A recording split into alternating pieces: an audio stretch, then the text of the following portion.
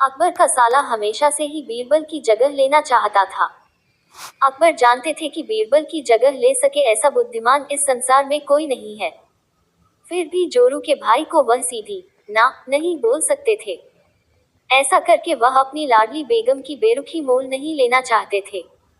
इसीलिए उन्होंने अपने साले साहब को एक कोयले से भरी बोरी दे दी और कहा कि जाओ और इसे हमारे राज्य के सबसे मक्कार और लालची सेठ सेठ दमड़ीलाल को बेचकर दिखाओ। अगर तुम ये काम कर गए तो तुम्हें बीरबल की जगह वजीर बना दूंगा।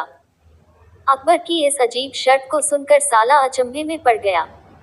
वह कोयले की बोरी लेकर चला तो गया, पर उसे पता था कि वह सेठ किसी की बातों में नहीं आने वाला, ऊपर से वह उल्टा उसे ही चूना लगा देगा। हुआ भी यही, सेठ दमड़ीलाल ने कोयले की बोरी के बदले एक ढेला भी देने से इनकार कर दिया। साला अपना सा मुंह लेकर महल वापस लौट आया और अपनी हार स्वीकार कर ली। अब अकबर ने वही काम बीरबल को करने को कहा। बीरबल कुछ सोचे और फिर बोले कि सेठ दमड़ीलाल जैसे मक्कार और लालची सेठ को ये कोयले की बोरी क्या, मैं सिर्फ कोयले का एक टुकड़ा ही 10,000 रुपए में बेचाऊंगा। ये बोलकर वह तुरंत वहां से रवाना हो गए। सबसे पहले उसने एक दर्जी के पास जाकर एक मखमली कुर्ता सिलवाया, हीरे मोती वाली मालाएं गले में डाली, महंगी जूती पहनी और कोयले को बारीक सुरमे जैसा पिसवा लिया। फिर उसने पिसे कोयले को एक सुरमे की छोटी चमकदार डिब्बी में भर लिया।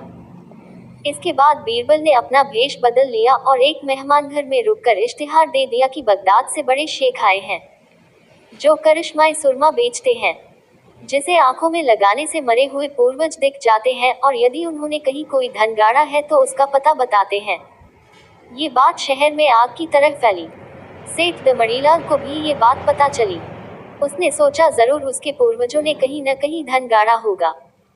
उसने तुरंत शेख बने बीरबल से संपर्क किया और सुरमे की डिब्बी खरीदने की पेशकश की। शेख ने डिब्बी के 20,000 रुपये मांगे और मोल भाव करते करते 10,000 में बात तय हुई। पर सेठ भी होशियार था। उसने कहा, मैं अभी तुरंत ये सुरमा लगाऊंगा और अगर मुझे मेरे पूर्वज नहीं दिखे तो मैं पैसे वापस ले लूंगा। बीरबल बोला, बिल्कुल आप ऐसा कर सकते हैं। चलिए शहर के चौराहे पर चलिए और वहां इसे जांच लीजिए। सुरमे का चमत्कार देखने के लिए भीड़ इकट्ठा हो गई। तब बीरबल ने ऊंची आवाज में कहा, ये सेठ अभी ये चमत्कारी सुरमा लगाएंगे और अगर ये उन्हीं की औलाद है जिन्हें ये अपना माँ बाप समझते हैं तो इन्हें इनके पूर्वज दिखाई देंगे और गड़े धन के बारे में बताएंगे। लेकिन अगर आपके माँ बाप में से किसी ने भी बेईमानी की होगी और आप उनकी असल औलाद नहीं होंगे तो आपको कुछ भी नहीं दिखेगा। और ऐसा कहते ही बीरबल ने सेठ की आंखों में सुरमा लगा दिया। फिर क्या था, सिर खुजाते हुए सेठ ने आंखें खोली। अब दिखना तो कुछ था नहीं, पर सेठ करे भी तो क्या करे। अपनी इज्जत बचाने के लिए सेठ ने 10,000 बीरबल के हाथ थमा दिए और मुंह फुलाते हुए आगे बढ़ गए। बीरबल फौरन अकबर के पास पहुंचे और रुपये थमाते हुए सारी कहानी सुना दी। अकबर का साला बिना कुछ कहे अपने घर लौट गया और अकबर बीरबल एक दूसरे को देखकर मंद मंद मुस्काने लगे। इस किस्से के बाद फिर कभी अकबर के साले ने बीरबल का स्थान नहीं मांगा। अकबर को शिकार का बहुत शौक था। वे किसी भी तरह शिकार के लिए समय निकल ही लेते थे। बाद में वे अपने समय के बहुत ही अच्छे घुड़सवार और शिकारी भी कहलाए। एक बार राजा अकबर शिकार के लिए निकले। घोड़े पर सरपट दौड़ते हुए उन्हें पता ही नहीं चला और केवल कुछ सिपाहियों को छोड़कर बाकी सेना पीछे रह गई। शाम घिर आई थी। सभी भूखे और प्यासे थे और समझ गए थे कि वो रास्ता भटक गए हैं। राजा को समझ नहीं आ रहा था कि वह किस तरफ जाए। कुछ दूर जाने पर उन्हें एक तिराहा नजर आया। राजा बहुत खुश हुए, चलो अब तो किसी तरह वे अपनी राजधानी पहुंच ही जाएंगे। लेकिन जाए तो जाए किस तरफ? राजा उलझन में थे। वे सभी सोच में थे किंतु कोई युक्ति नहीं सूझ रही थी। तभी उन्होंने देखा कि एक लड़का उन्हें सड़क के किनारे खड़ा खड़ा घूर रहा है। सैनिकों ने ये देखा तो उसे पकड़कर राजा के सामने पेश किया। राजा ने कड़कती आवाज में पूछा, ए लड़के, आगरा के लिए कौन सी सड़क जाती है? लड़का मुस्कुराया और कहा, जनाब, ये सड़क चल नहीं सकती तो ये आगरा कैसे जाएगी? महाराज, जाना तो आपको ही पड़ेगा। और ये कहकर वह खिलखिलाकर हंस पड़ा। सभी सैनिक मौन खड़े थे। वे राजा के गुस्से से वाकिफ थे। लड़का फिर बोला, जनाब, लोग चलते हैं, रास्ते नहीं। ये सुनकर इस बार राजा मुस्कुराया और कहा, नहीं, तुम ठीक कह रहे हो। तुम्हारा नाम क्या है? अकबर ने पूछा। मेरा नाम महेश दास है महाराज, लड़की ने उत्तर दिया। और आप कौन हैं? अकबर ने अपनी अंगूठी निकालकर महेश दास को देते हुए कहा, तुम महाराजा अकबर हिंदुस्तान के सम्राट से बात कर रहे हो? मुझे निडर लोग पसंद हैं। तुम मेरे दरबार में आना और मुझे ये अंगूठी दिखाना।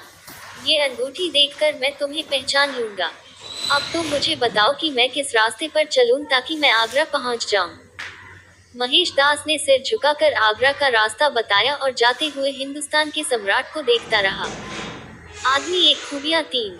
एक बार अकबर और बीरबल बागीचे में बैठे थे। अचानक अकबर ने बीरबल से पूछा कि क्या तुम किसी ऐसे इंसान को खोज सकते हो जिसमें अलग अलग बोली बोलने की खूबी हो। बीरबल ने कहा, क्यों नहीं, मैं एक आदमी जानता हूँ जो तोते की बोली बोलता है, शेर की बोली बोलता है और गधे की बोली भी बोलता है। अकबर इस बात को सुनकर हैरत में पड़ गए। उन्होंने बीरबल को कहा कि अगले दिन उस आदमी को पेश किया जाए। बीरबल उस आदमी को अगले दिन सुबह दरबार में ले गए और उसे एक छोटी बोतल शराब पिला दी।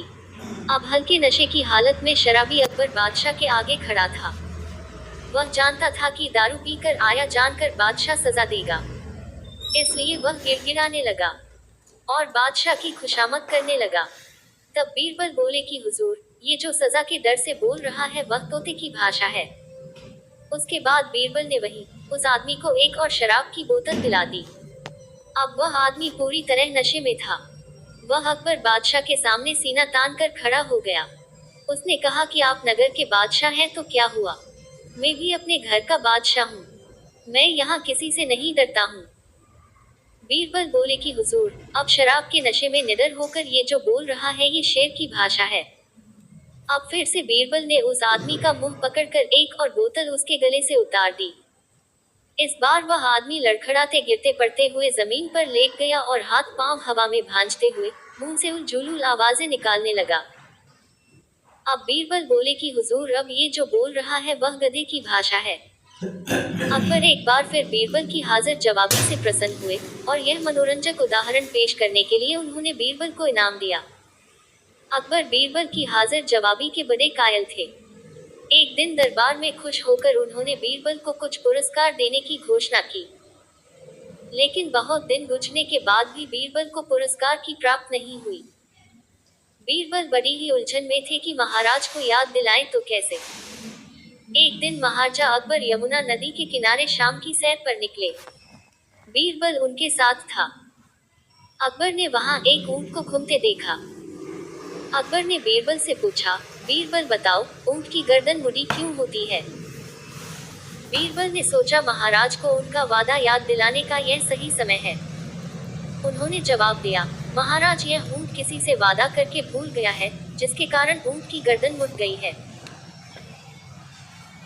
महाराज, कहते हैं कि जो भी अपना वादा भूल जाता है तो भगवान उनकी गर्दन ऊंट की तरह मोड़ देता है। ये एक तरह की सजा है। तभी अकबर को ध्यान आता है कि वो भी तो बीरबल से किया अपना एक वादा भूल गए हैं।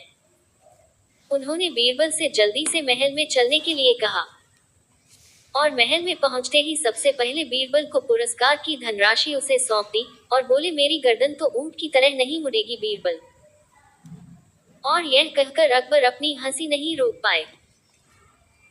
और इस तरह बीरबल ने अपनी चतुराई से बिना मांगे अपना पुरस्कार राजा से प्राप्त किया।